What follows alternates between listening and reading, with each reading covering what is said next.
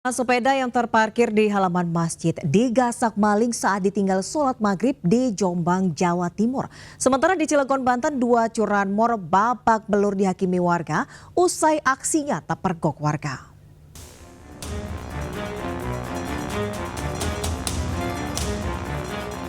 Aksi pencurian sepeda di Masjid At-Taqwa, Desa Mojokrapak, Tembelang, Jombang, Jawa Timur terekam CCTV. Saat korban sedang menunaikan sholat maghrib berjamaah, pelaku tiba-tiba datang dan mengambil sebuah sepeda yang terparkir di teras masjid. Pelaku kemudian menaikkan sepeda tersebut ke atas motor dan membawanya kabur. Aksi pencurian sepeda di halaman masjid diketahui telah 3 kali terjadi. Pencuri menyasar sepeda yang tidak dipasang kunci pengaman roda. Sama sudah selesai sholat maghrib, baru dilaporkan kehilangan itu. Terus langsung dicek CCTV. Korban akan melaporkan kasus pencurian ke polisi dan berharap pelaku bisa ditangkap agar tidak ada lagi kasus pencurian serupa yang telah meresahkan warga. Dari Jombang, Jawa Timur, Mukhtar Bagus, iNews melaporkan.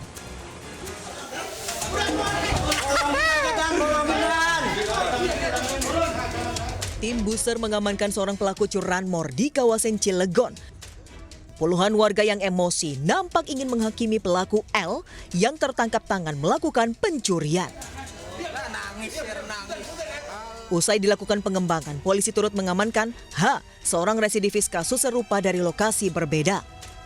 Hasil pemeriksaan, keduanya sudah melancarkan aksinya di 8 TKP. Modus kedua pelaku dilakukan pada sore hingga malam hari, lalu hasil curian dijual ke penadah di Bekasi dan Palembang.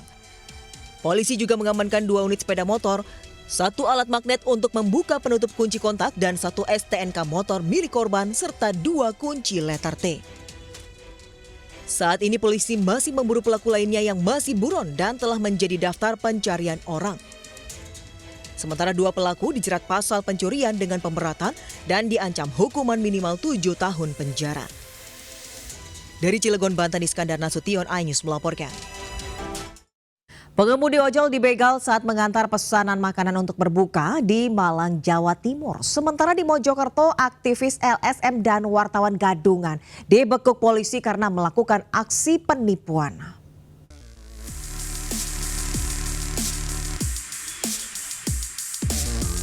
Seorang pengemudi ojek online yang hendak mengantarkan orderan makanan jelang berbuka jadi korban begal di kawasan Jalan Bandulan, Kecamatan Sukun, Kota Malang. Pelaku awalnya terlihat berjalan dari arah timur ke barat. Namun sekitar 100 meter kemudian, pelaku berbalik arah dan mendekati korban yang sedang duduk di atas motornya. Pelaku langsung duduk di belakang korban dan menodongkan pisau ke leher. Korban sempat melawan, bahkan dibantu oleh ojol lain yang melintas. Tapi pelaku langsung tancap gas membawa kabur sepeda motor korban. Usai memeriksa saksi dan rekaman CCTV, kini polisi masih melakukan penyelidikan untuk mengungkap identitas pelaku yang diduga spesialis curanmor. Dari Malang, Jawa Timur, Denny Irwansyah melaporkan.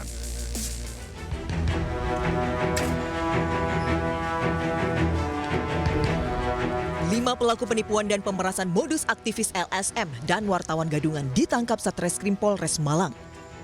NW, MK, MR, AK, dan seorang sopir berinisial F ditangkap polisi usai menerima laporan.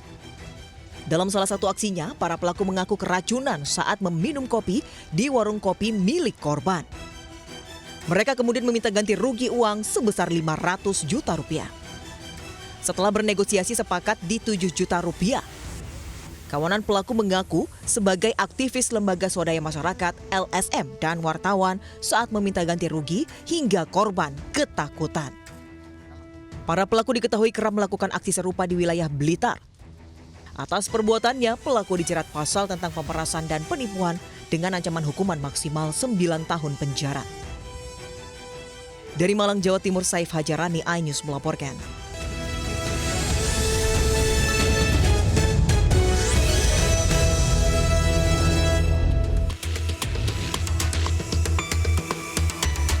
Seorang remaja perempuan 16 tahun terluka di wajahnya akibat jadi korban jambret di kawasan Desa Cimanggis, Bojonggede, Kabupaten Bogor. Korban dijambret saat akan berangkat ibadah. Video penjambretan ini pun viral. Kejadian berawal saat korban hendak berangkat ke gereja. Namun di tengah perjalanan, korban tiba-tiba dipepet kedua pelaku dan menarik paksa tas korban. Akibatnya korban terjatuh dan terluka di bagian wajah. Polisi akhirnya menangkap dua orang pelaku, F 25 tahun dan NI 30 tahun yang sembunyi di sebuah kamar kos kawasan Ciseeng. Bahkan antara melawan saat akan ditangkap, polisi terpaksa memberikan tindakan tegas dan terukur terhadap kedua pelaku. Hasil pemeriksaan, kedua pelaku yang berprofesi sebagai buruh harian lepas sudah 2 kali melakukan aksi serupa di lokasi yang sama. Sementara uang hasil kejahatannya dipakai untuk memenuhi kebutuhan sehari-hari. Dari Jakarta, Helmi Sajangbati melaporkan.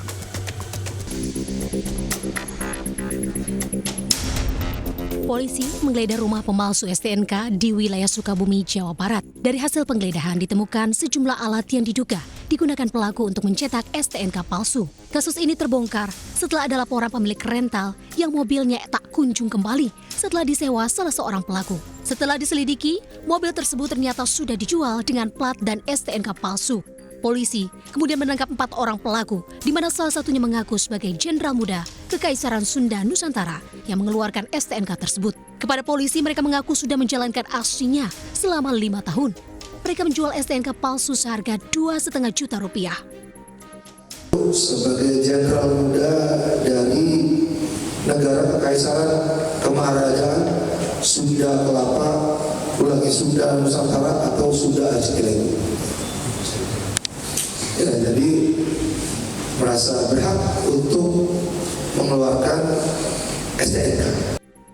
Dalam kasus ini, polisi juga menyita barang bukti berupa 9 mobil, STNK palsu, laptop, dan printer. Untuk mempertanggungjawabkan perbuatannya, para pelaku kini mendekam di sel tahanan Polres Cianjur, Jawa Barat. Mereka terancam hukuman hingga 7 tahun penjara. Dari Cianjur, Jawa Barat, Muhammad Andi Ihsan, iNews melaporkan. Polisi bongkar praktik licik pabrik produksi minyak goreng Minyak Kita yang tidak sesuai kemasan di Depok, Jawa Barat. Sementara di Tangerang, Banten, ribuan mak-mak rela antre sejak pagi demi mendapat sembako murah.